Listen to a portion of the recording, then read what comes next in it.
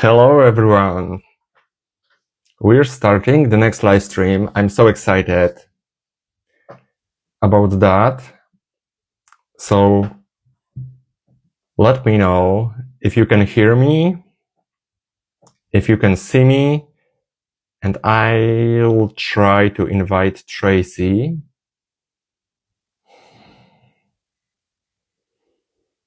How is your Monday? Because here in Poland it's almost evening, so it is evening, it's 7 p.m. But I'm really curious, how is your Monday going? I hope pretty good. Today's live stream will be about relationship OCD, so about topic that it's really close to me. Oh, hi Tracy. I will try to invite you, and let's see if this will be working. Maybe once again.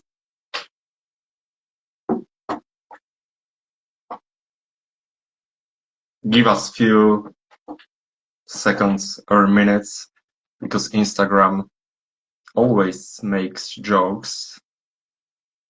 Okay, once again.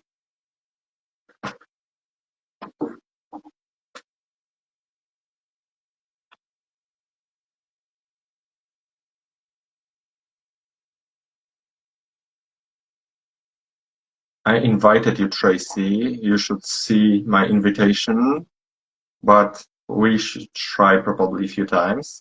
Okay. Let's see if this will be working.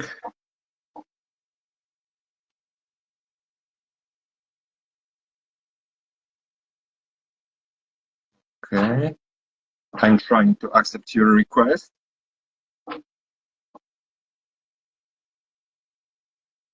But this is Instagram issue.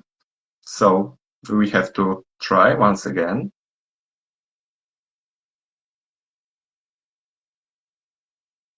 Finally, it will be working. So be patient, guys. Let me know if you can hear me, if you can see me. Let me know how are you doing. If you have questions for us, you can leave questions in the comments. Oh, wow. Hey, Tracy. Hey. Hi, Luca. Nice to meet you. Hey, nice to meet you too. Give me a second. I will use my earplugs. I can't see you. Can you hear me now? I can hear you, but I can't see you.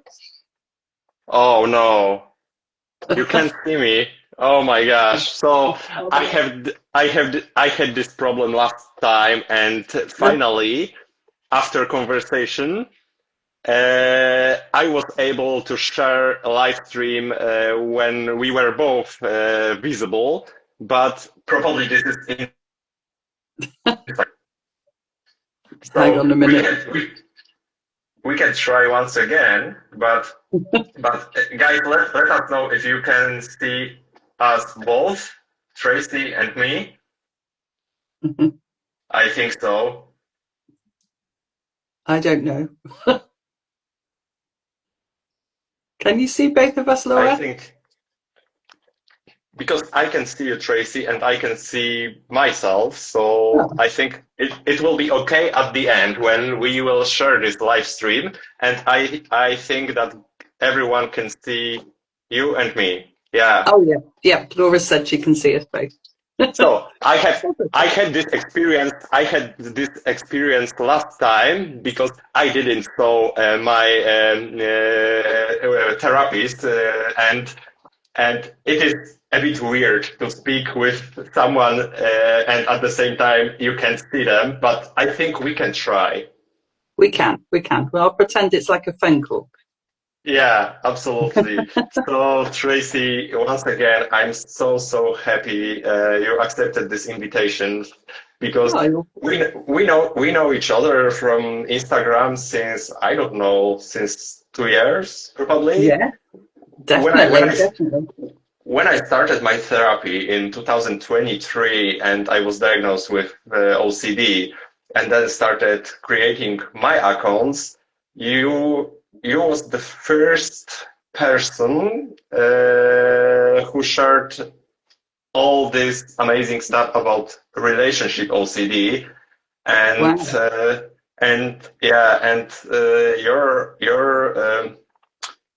your posts were totally helpful for me and in my recovery journey. So thank you once again. Good. And I think we can tell people a few words about you. So if you can introduce yourself. Yeah, sure. Yeah, yeah. So my name's Tracy, and I am an integrative humanistic counsellor and a cognitive behavioural therapist, and I specialise in relationship OCD and OCD. So it's my niche area that I work with, and I have a full diary every single week in, week out, with people that have relationship OCD.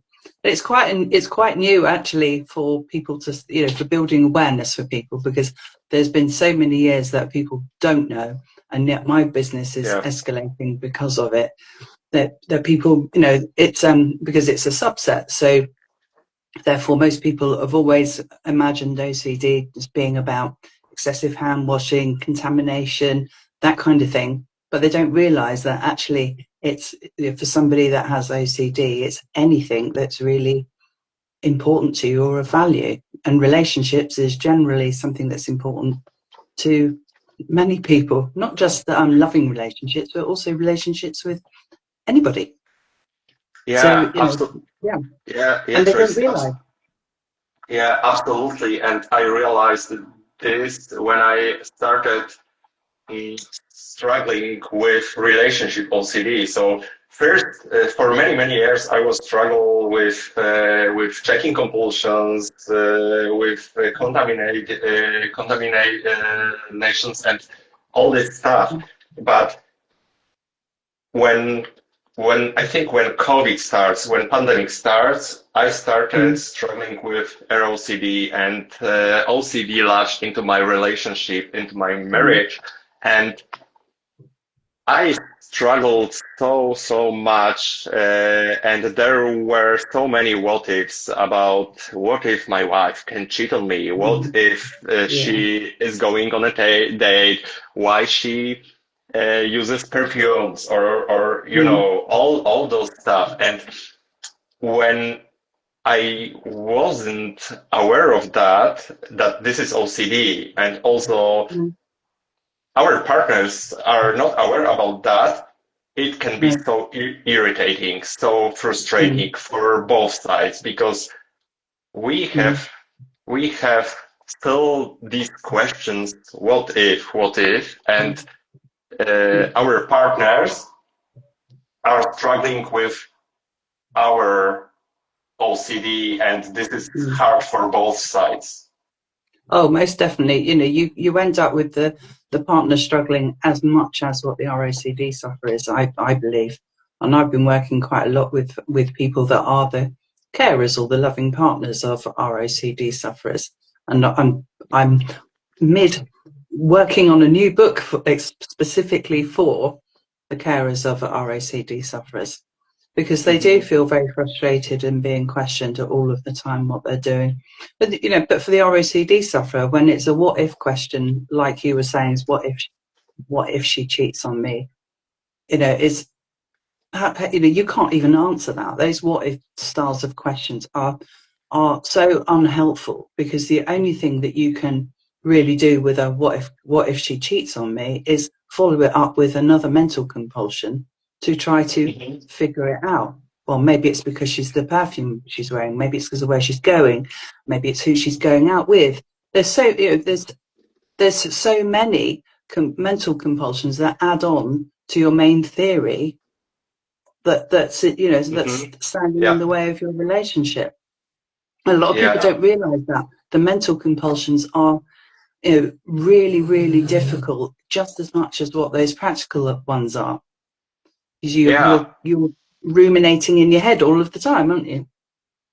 Yeah. And this is even harder to realize that we have problem because we think that we are just thinking about our worries, and Mm, our partners can think that we have a bad day, and if they can't see compulsions, physically compulsions, it is mm, so hard to realize that there is a really huge problem underneath yeah, the surface. And yeah, in my relationship OCD were also so many physical compulsions, checking clothes, checking where is she, and this, and also the most of compulsions were mental compulsions, and this is so hard because we're trying to find solution, and yeah. the scenarios in our head Mm, starts to be bigger and bigger and so complicated that yeah. it does become very complicated, yeah, because a lot of the time is when you're thinking about your theory for OCD is that you are looking to see if you feel safe or secure in your relationship. So all of your other mental compulsions are all those additional thoughts, like those unhelpful what if questions, and that spider webs out to include so much detail because you're trying so hard to figure it out that you are desperately trying to find the answer to look for certainty. So you end up with all kinds of different things, different content, and there's so much Mhm. content to work with when actually the content as a whole doesn't really matter. The content is unimportant in a lot of ways. I know that sounds a bit peculiar, but it's not, because it's if you start to pay attention to the content, then you lose sight of the process, which is to move away from the compulsions in the first place. So although the Mhm. content can hurt you a Yeah. lot, of course, because the content can hold some horrible ideas for you, lots of different scenarios, all the things that you fear, that's all your fearful thoughts that you don't want. You don't want Yeah. your partner to be cheating on you or anything else, because that's really fearful and can lead to a core fear perhaps that you have, that's something to not even do with relationships, it's generally to Mhm. do with you somewhere, but you've got to protect that at all costs, which is why all the compulsions that exist. And Yeah. OCD is very, very powerful, isn't it? It has you Mm. jumping Right. through hoops all of the time to look for certainty. Yeah, yeah, absolutely. And it is so hard to understand that these all what ifs and these all compulsions uh, are sure because of OCD, but it is also because we care. Mm, We really care about our relations, and that's why we are scared of yeah, uncertainty, of losing our partners, also yeah, of being not good enough for them, or yeah. even started doubting our feelings if they are true Mm-hmm. or not. And Tracy, I Yeah. have here one thing in my head because all those things I think are really usual for many relationships, not only Yeah. in relationship OCD, Mm, but in, mm, I think what ifs are in, I can say in every relationship. mm, But what is the difference between worries about what if this partner is not for me? What if I don't love him or I don't love mm, her? And mm. what is the difference between ROCD and normal problems with relationship? Mm.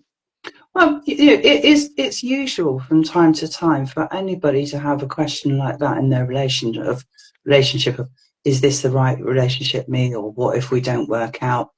And because that is normal. When they become extreme and frequent, like an ROCD sufferer has, then that's problematic.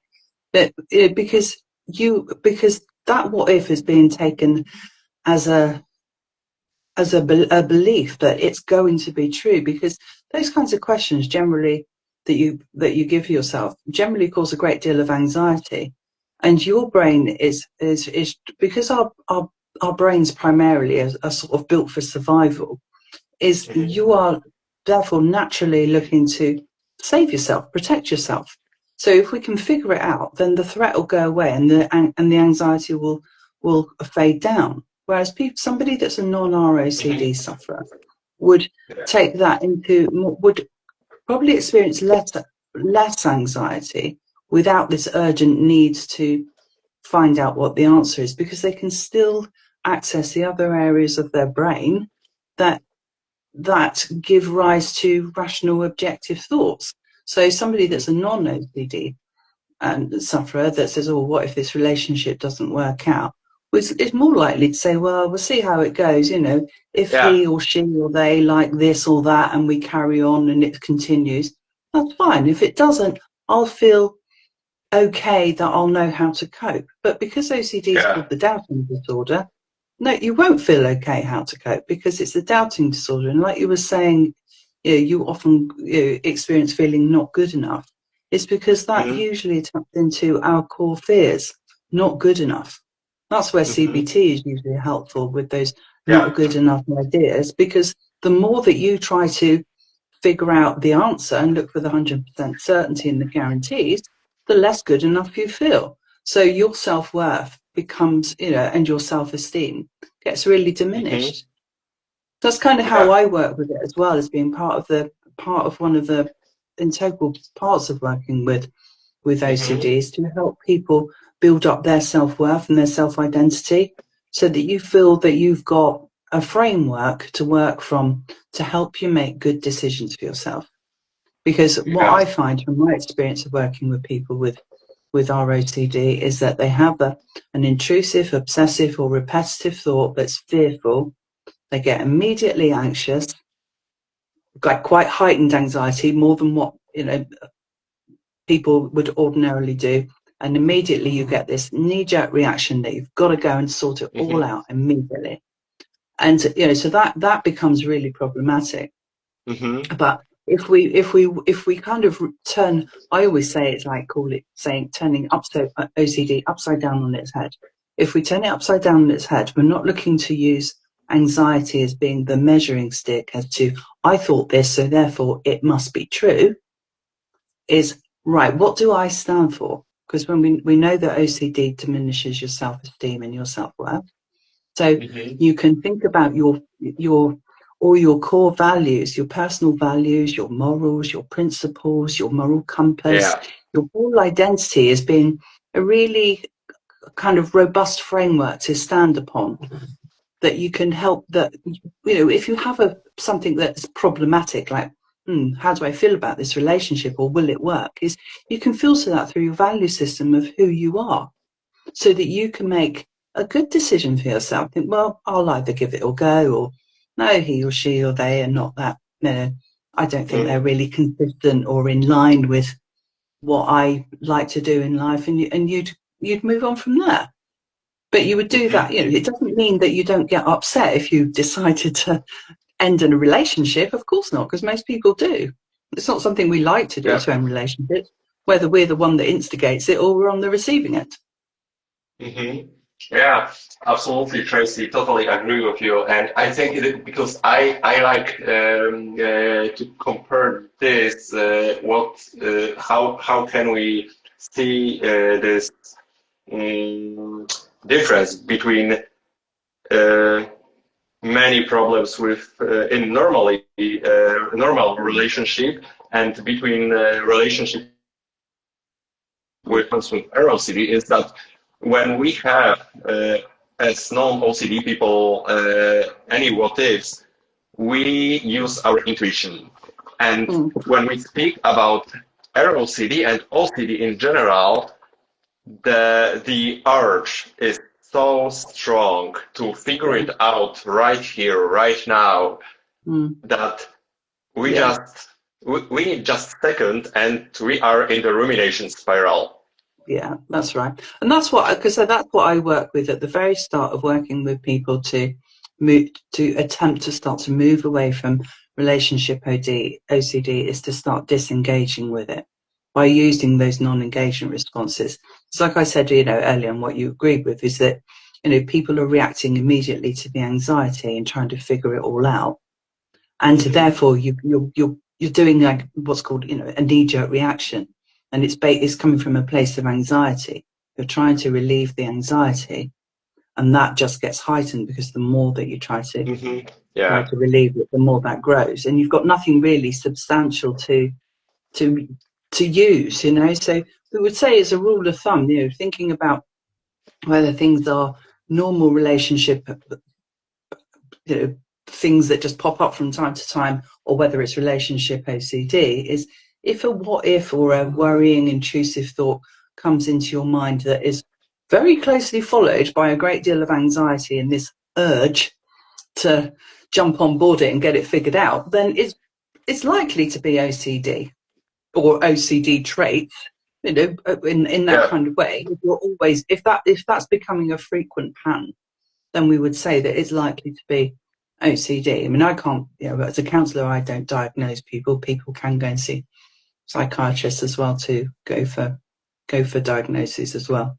Yeah, I think diagnosis and being self-aware of struggle of this, that I struggle with ROCD, it's a really important thing, because we can start making a difference in relationships, in partnerships, even in friendships, because we know that relationship OCD also can affect friends, our kids, and relation between animals.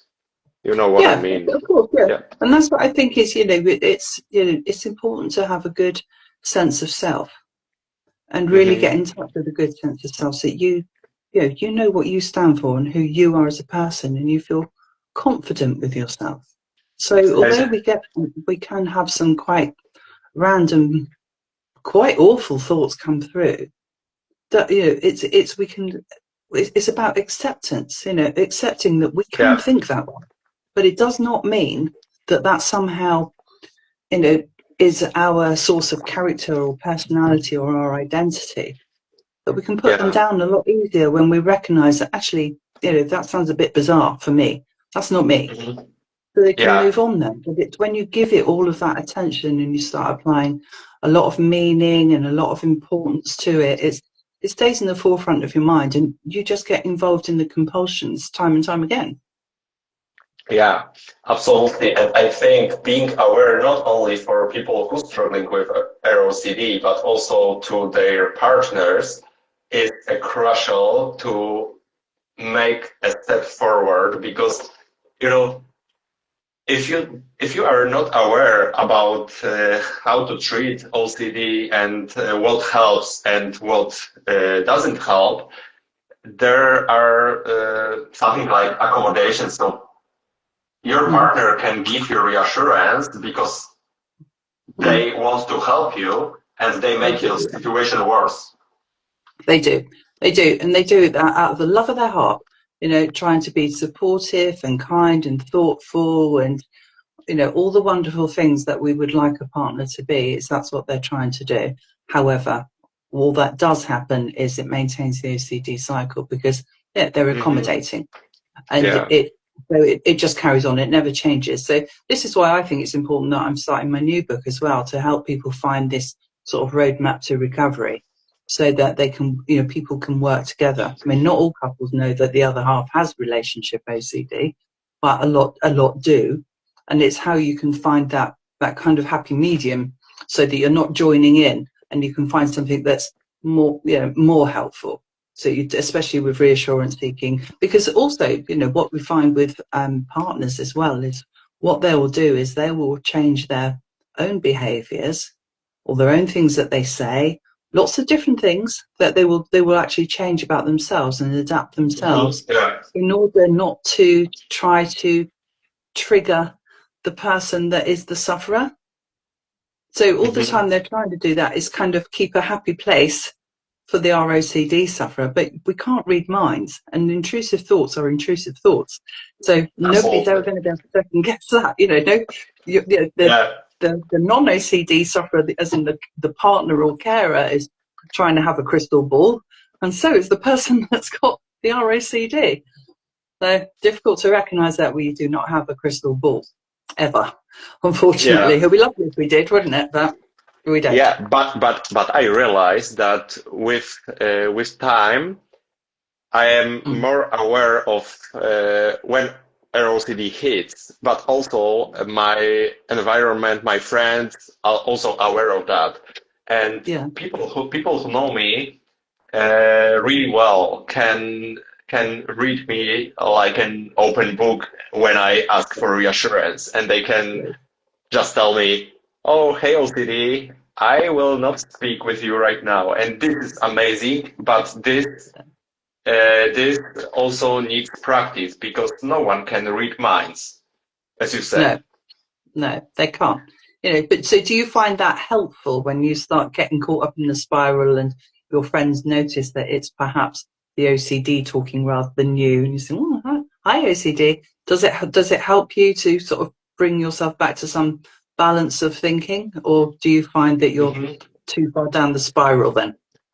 Yeah, yeah, and when I started therapy and started working on my ROCD, it is also helpful because OCD likes to jump between teams, but also between, relationship OCD in romantic relationship, Mm, but then can jump to friendship. And I was struggle with this also. What if my mm, friends will find finally boyfriend, and mm.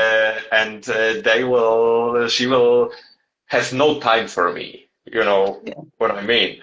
So the coping mechanism that I've learned on therapy with CBT and ERP, because Mm, I can see we have here also question about ERP, so we can answer yeah. in a few seconds. But it helps in general because we have no idea what will be the next OCD team. No. But No, we don't. also, I want to share this with you because this is also really often really hard for people when we started feeling better and Mm, do less compulsions, mm, and and when I shared with my wife that ROCD latched into what I care the most, and then I stopped mm, asking for reassurance, and she was like, mm, "Oh, you don't care about our relationship anymore mm, because you're not asking." mm. So this is something like Yeah. I don't know, backdoor spike or something like this, but for our Mm, partners also, this can be a bit a bit hard to understand that when we feel yeah. better, it doesn't matter Mm. that we don't care. No, no, it doesn't. It doesn't mean that either. It's just that they're used to a pattern of behaviour, and then when anybody, regardless of OCD, what we find with normal human beings is that if anybody wants to change a part of their behaviour for the better of themselves, if somebody else, regardless of whether it's your partner or a friend or a work colleague or a family member, if you start to change your behaviour, the other person's not used to that. So that kind of that can feel Hmm. destabilizing for the other person.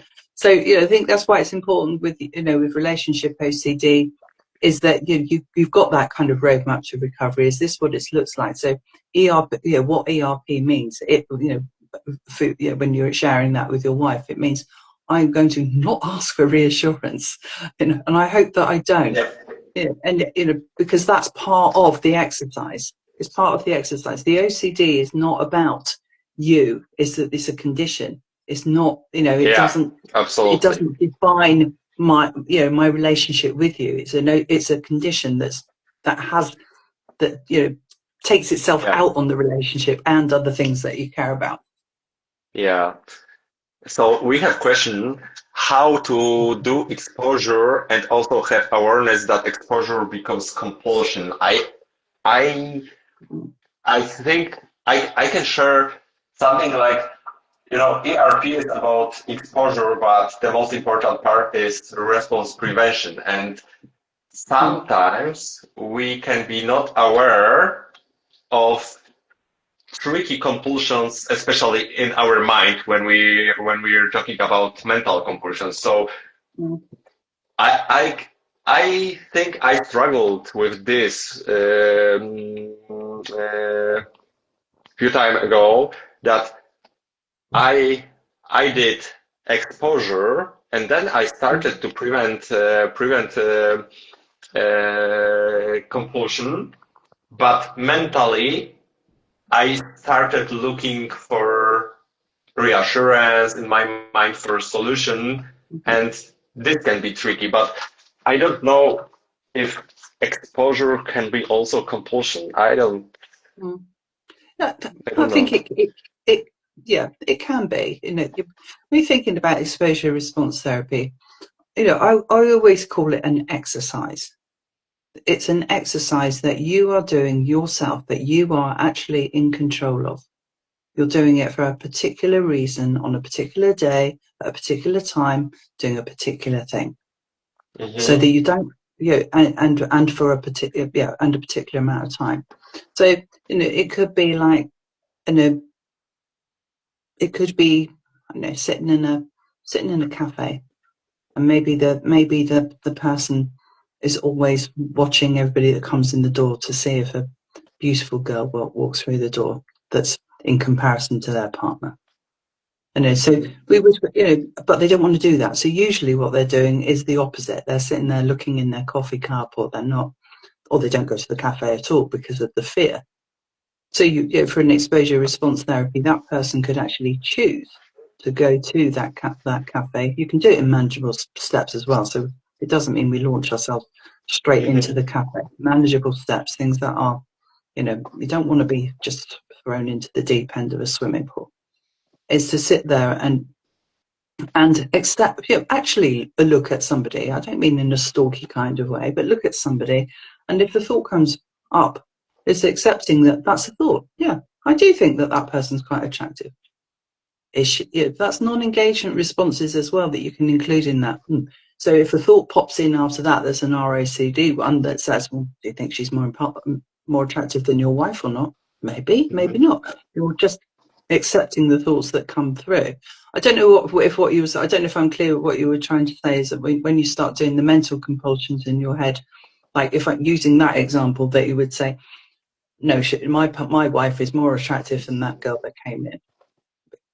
With that kind of trying to look for reassurance to yourself, because that's what we perhaps call compulsions, but Hmm. Yeah. neutralizing, where you're trying to neutralize, a negative with a positive. Like, Hmm. or I think, oh, what if I don't love her? Or I don't love her. Then you neutralize it with another mental compulsion of Yeah. yes, I do. So that's not going to help, that neutralizing, because it doesn't really give you an opportunity to. It just keeps you in the fear loop, really, because you're looking to accept that you've had the original thought without doing anything with it. Hmm. Acceptance, huge acceptance is really key with working with the ROCD and the thoughts that come in. I know they're not very nice, they're, we're looking to not give them the attention in the way that you would with fearful thoughts, because otherwise you're just, we're training our brain to react to every kind of threat. It's, oh, that's threatening, that's threatening, that's threatening. So then I've got to do all the compulsions to try to keep the threat at bay. Whereas if we accept, oh, there's a thought. That's what I mean by these non-engagement responses. There's a thought. Well, you don't have to like the thought. Whether you Yeah. like it or not is irrelevant. It's just accepting the thought. The more that we can accept the thought and then work in a very compassionate way with ourselves, because I think compassion is hugely important with working with Hmm. any type of OCD, and then working with mindfulness to move your attention away to something that can nurture your anxiety rather than antagonize it. It takes practice, some of these things. But what we are looking to do is to move away from all of those meanings, because it, Hmm. OCD can be complex, because everybody is their own individual selves. And when we think about ROCD Yes. specifically, you know, that's not another theme of OCD is people's attachment style can come into account with relationship OCD. No, that's their own attachment style based on their interpretations and their own personal life experiences. So it can't be a one size fits all. So that's why it can become Mhm. complex. However, what anybody does do with OCD is they all do have intrusive, obsessive, or repetitive thoughts, regardless of the theme, and everybody still does compulsions Mhm. with all of the different themes, whatever they, and sometimes they might Yeah. adjust accordingly depending on the content. So we're trying to keep I think it's important to try to keep the solution simple as much as you can do without making it too complex, because OCD is complex enough as it is, if that makes sense. Mhm. Yeah. Yeah. Absolutely, it makes sense. So I know it is really hard and complex, especially that OCD is is it's often not only OCD, but it's other disorders also, and other problems together, and it is hard to see the difference sometimes. But Yeah. I know how important is to being aware and to be Mm, self-compassionate, but also as OCD sufferer, I know how mm, important is to be supportive and helpful to our partners, because also they have really huge struggle in yeah, relationship. So this is really important to be yeah, to educate ourselves, to be aware, and mm, to be supportive without judgment, because if people will not understand that we are not our thoughts, it is mm, hard to understand our behaviors, yeah, that we mm, really don't want to do this, but it is so hard to stop it. yeah.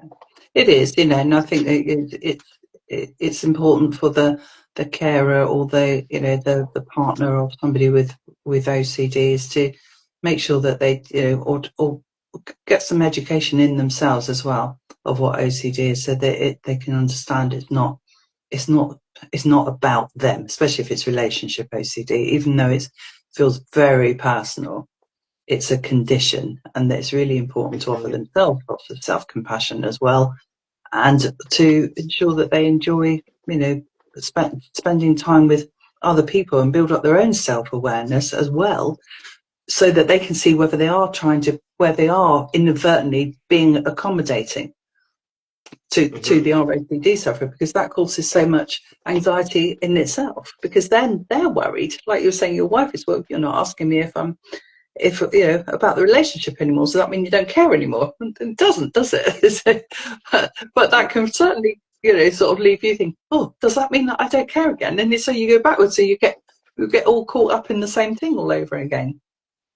Yeah, and and I think now I will ask about something really important, because I know how important it is to me, but how our partners can support us in our journey, and Mm, how we can support our partners mm, as OCD sufferers, because this is mm, also something that many people with OCD forgot about, that mm, this is not only my problem, this is not only my OCD and I am mm, sufferer, but also mm. this is problem my family and Yeah. my closest friends, because Mm, OCD can latch into my friendships, my kids, and it is mm, really important to be supportive also as mm, OCD sufferer, mm. and Yeah. maybe more compassionate for our friends Mm, and close ones, because we yeah. don't we mm, we can't expect that they will understand us No. 100%, because this is not possible. No, not 100%, no. But then there's no such thing as 100% certainty, is there? So we've got to bear that in mind. Yeah, absolutely. And no, they won't. But I think, when you think about, a lot of relationships, is there's for a lot of people, some of their compulsions are quite similar. They might do a lot of, oh, do you still love me? Do you still love me? Do you still love me? Those kinds of things, where Hmm. the partner knows that they're doing those things. So when you're working with supporting each, I think it's about supporting each other, because some people can have different compulsions than other people. So when you're thinking about building your own roadmap to recovery between the two of you, it's just you two.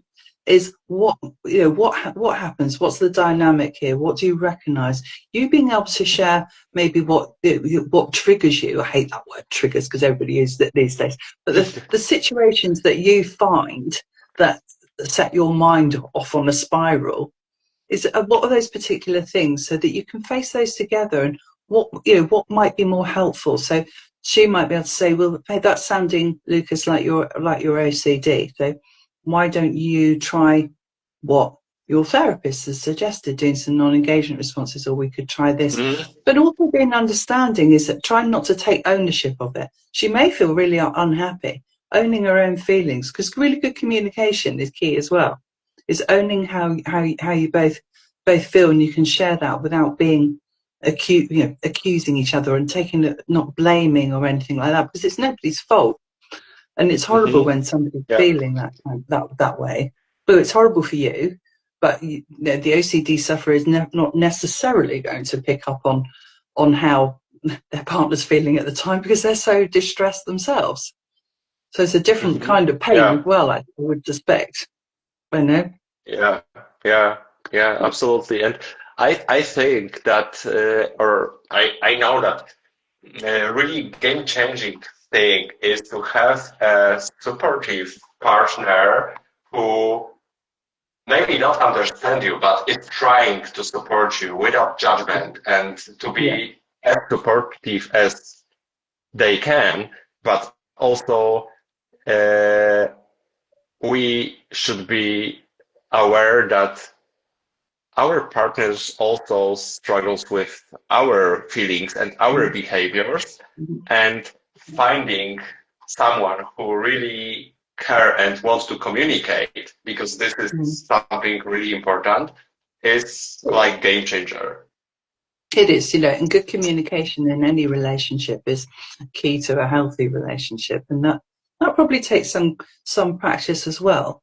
And I think, so if you find that difficult, there's always couples therapy. I would recommend to do yourself, so that you can learn the art of good communication between couples, because everybody's communication is different. Yeah, But it yeah, is important absolutely. to be self-compassionate, and take away the blame, and really hear what the other person is saying, and and owning how you feel. But also, it's also important as well not to take on the responsibility for somebody else's feelings.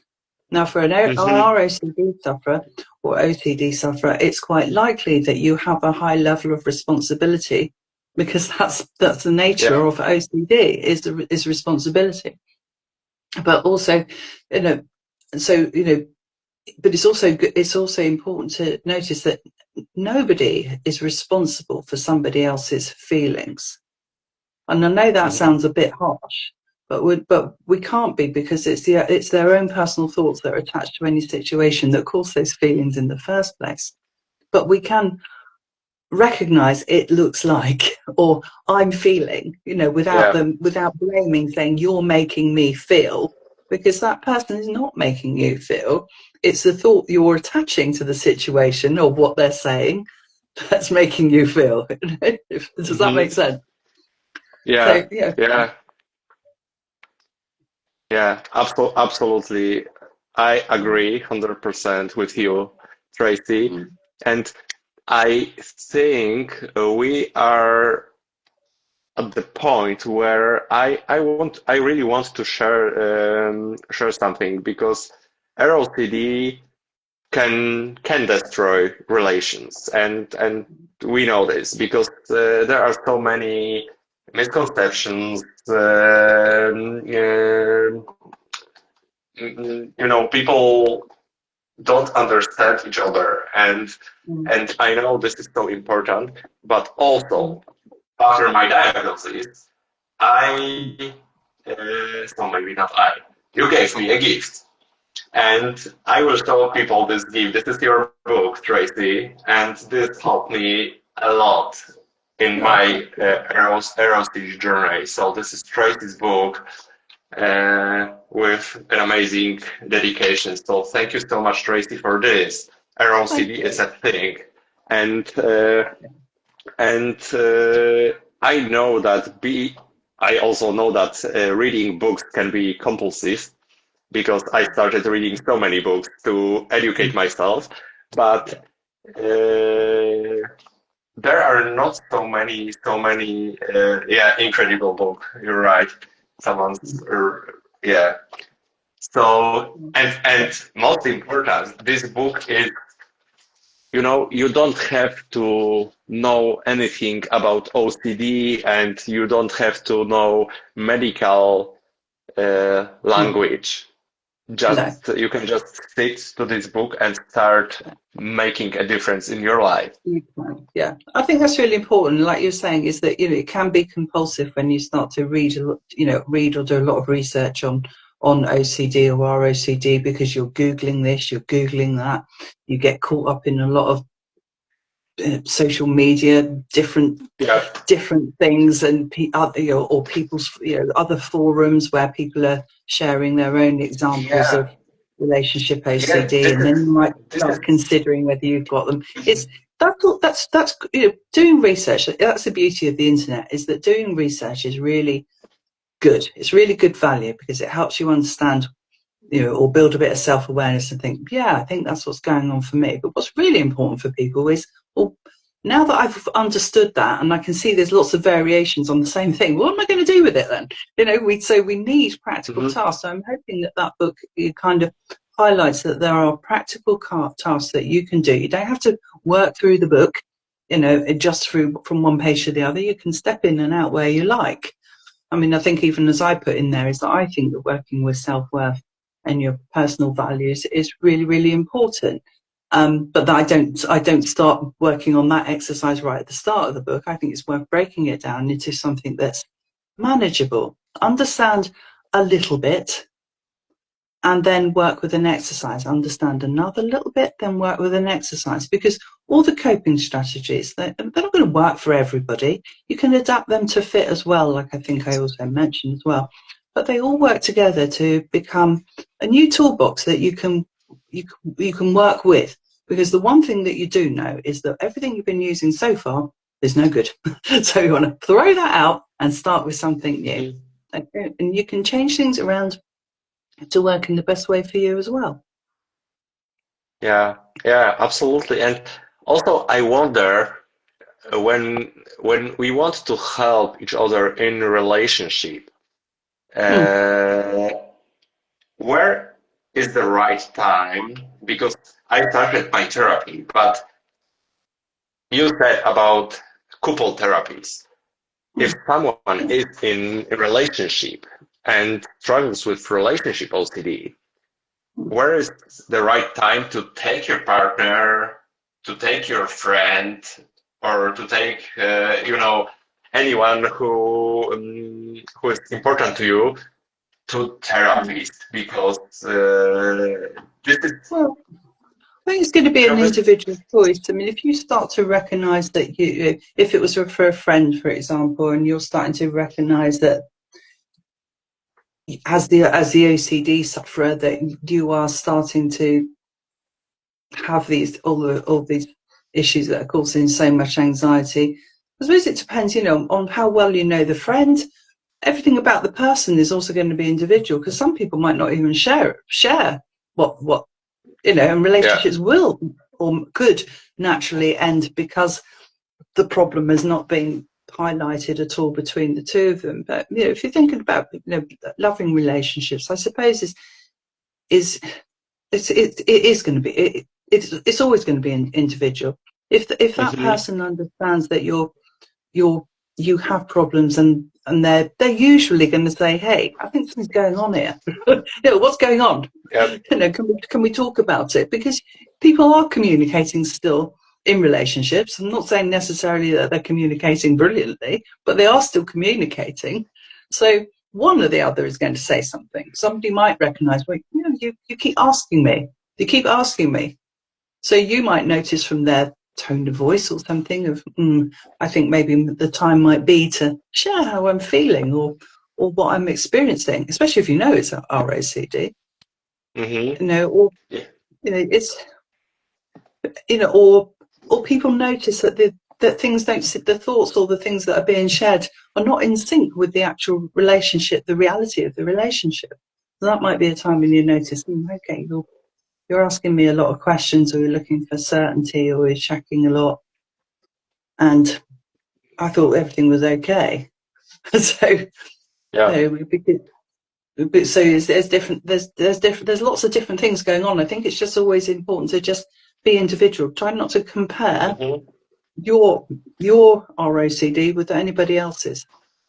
I've Yeah. got I I know. say most of my clients is that your ROCD is your own.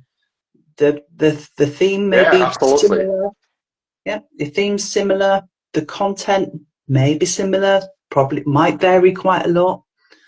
But all of those things, all the comparisons, all the different sort of things that you do may well be similar, but it's your ROCD, and it's how it affects you and what you do with it. And the one thing that you do is compulsions, and that's the one thing that you need to do to get away from. They need to be eliminated altogether.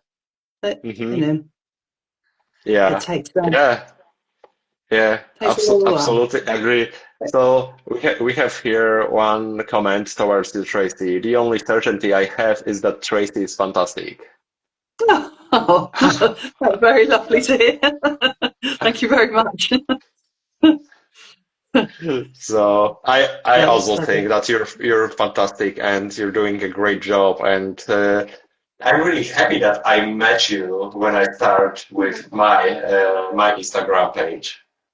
Thank you. So Thank you. Well, I will yeah. hope to continue sharing lots of content, and I don't know, and hopefully you'll be looking out for the new book as well. I hope will be out before next summer, which Oh for wow. a lot of the questions that you were asking about how we can support partners, that's going to be a book that's going to be fantastic for them, that can also be read alongside the one that you work with. So Yeah, and that absolutely. so I'm really hoping that that's going to be a really helpful resource as well, because I think it's well needed now that ROCD is, because of people like you making it more widely known, is that now we're aware of it, and then so now the partners are also saying, oh, hang on a minute, I've got a partner like that. So, Yeah. and they're also seeking help for themselves now. So, Yeah. lots of things are resonating. So it just shows, how much, how much building awareness around our OCD is really starting to come on board now. And I think that's, that's a good thing, because I've been working now with ROCD for 15 years. Now, I didn't always work just with ROCD, because I was doing other things as well. And I would get a couple of ones, and then I wrote one article about it over 12 years ago now. And Mm, then suddenly it was like a light bulb came on, and I was getting loads and loads of people that, what is this? I think I've got this. I think I've got that. Well, now I don't work with any other mental health condition, rarely, other than relationship OCD. So you can see how, and that's my full-time job. So you can see how many people yeah. actually suffer and how much awareness has grown over the years. And so that's a good thing. It's a good thing. People get the help that they need, and hopefully we'll have a lot happier relationships because of it. Mhm. Yeah. I hope. Yeah. Yeah. And I know that thanks a book like yours, it is much easier to people, to partners, to better understand what we are struggling with. So Yeah. there are so many options. They can go with us to therapies. They can start and educate themselves with your book. Yeah. So, Yeah. They can. They uh, can.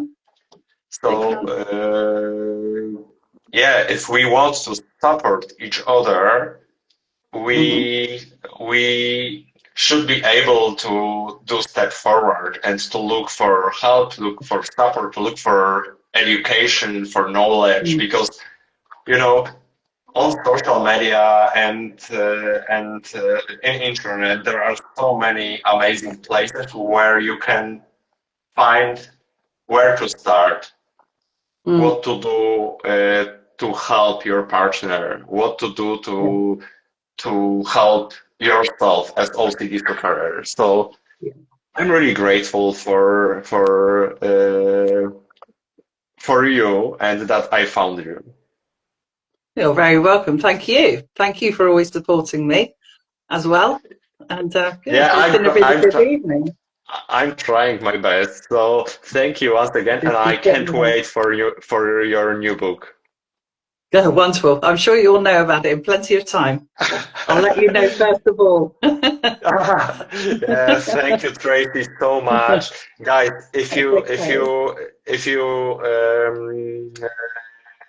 If you can, you can just follow Tracy, and I will share this live stream on Instagram and on YouTube. So if Okay. someone can join here, they can watch it later. That'll be So perfect. Lovely. Thank you. Well, thank you. thank you once Well, thank you for again. inviting me along. It's been really, I've really enjoyed it. Thank you. And Yeah, we'll do it again. yeah, I hope so. I hope so. So we're in touch for the last 2 years. So Yeah, we will do. we can do something amazing again. Thank We you so can. much, We can. Tracy, and have a That's nice okay. evening. Thank you very much, Angie. Thanks for everybody for listening in. Bye bye. Thank you. Bye. Bye.